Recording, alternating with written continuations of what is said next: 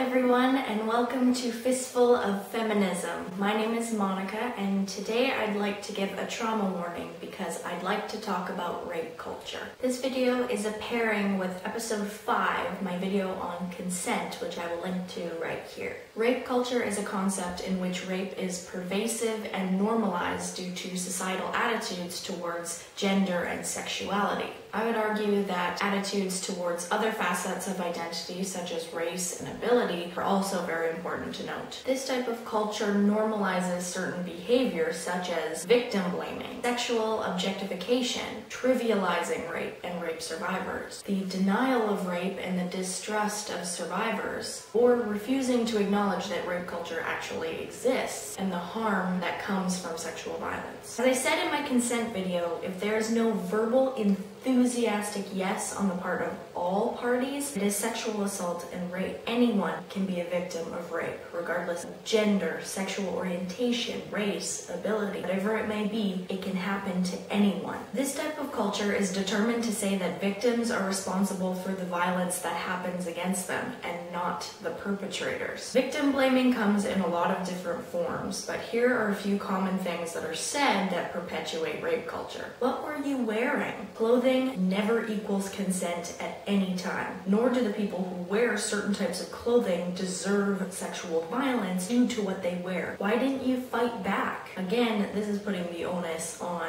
the victim versus the perpetrator who did the attacking. This question is completely insensitive and doesn't take into account all of the many barriers that some people may face, whether that be able-bodied privilege or coercion. There are many different experiences that many people have, and to put the onus on them, asking them why they didn't fight back, is blaming them. And it insinuates that if they did fight back, then they could somehow stop this violation from happening to them, which is very untrue in a lot of cases. Did you report it? Currently, the system for reporting rape is to take an invasive test directly after the attack, as if the actual attack wasn't traumatizing enough already, with a very small chance of any evidence coming out of that, and then navigate the sexist victim-blaming legal system for that 2% chance that the perpetrator will see jail time. In a lot of cases, reporting anything to do with sexual assault can actually be more traumatizing, which is so messed up.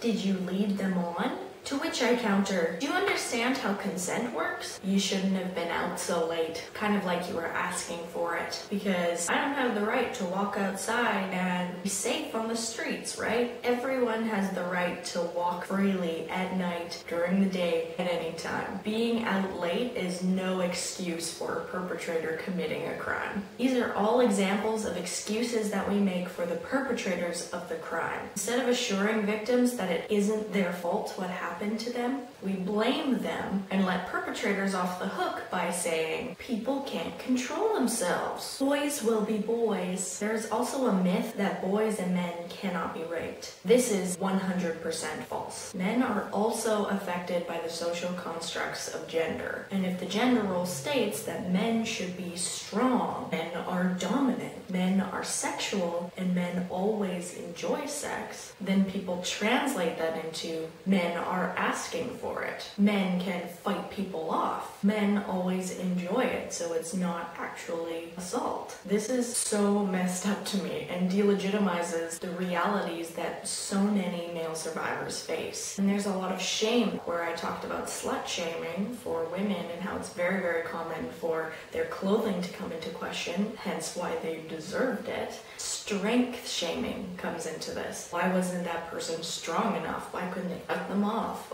Different kind of shaming, but it exists under the same umbrella of rape culture. A huge element that this boils down to is one person thinking that they have entitlement over someone else's body.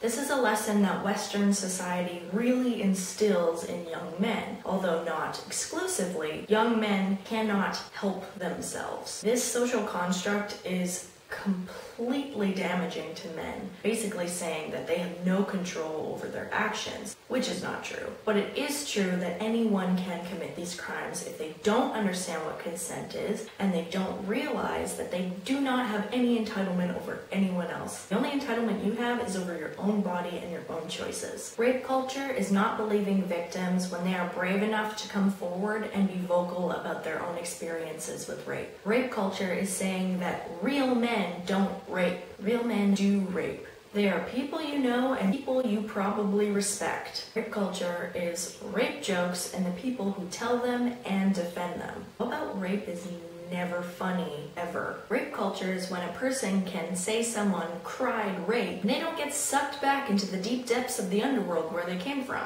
Rape culture is women standing up to straight harassment, then being told that it's a compliment, then being told if they don't like that compliment to defend themselves or carry a gun, then doing that, and then getting killed. Rape culture is thinking that prison inmates, particularly perpetrators of sexual violence, deserve to be sexually assaulted. This legitimizes the use of rape as a correctional tool and must not be mistaken for justice. Rape culture is telling young girls not to get raped instead of telling young boys not to rape. Rape culture is telling young girls that what they wear is distracting to young boys instead of teaching young boys that they have no entitlement over the bodies of young girls and that they can wear whatever they want. This is how the school system can actually perpetuate rape culture, by putting the onus on young women for what they wear versus the onus on young men, teaching them that they are not entitled to look, touch, or do anything to a woman without her consent. Rape culture is men in sports being taught they should show them who's in charge, or dominate, or take what's theirs. For more on this, check out Amy Schumer's Rape Culture Takedown, which I have linked to down below. I'd like to share this comment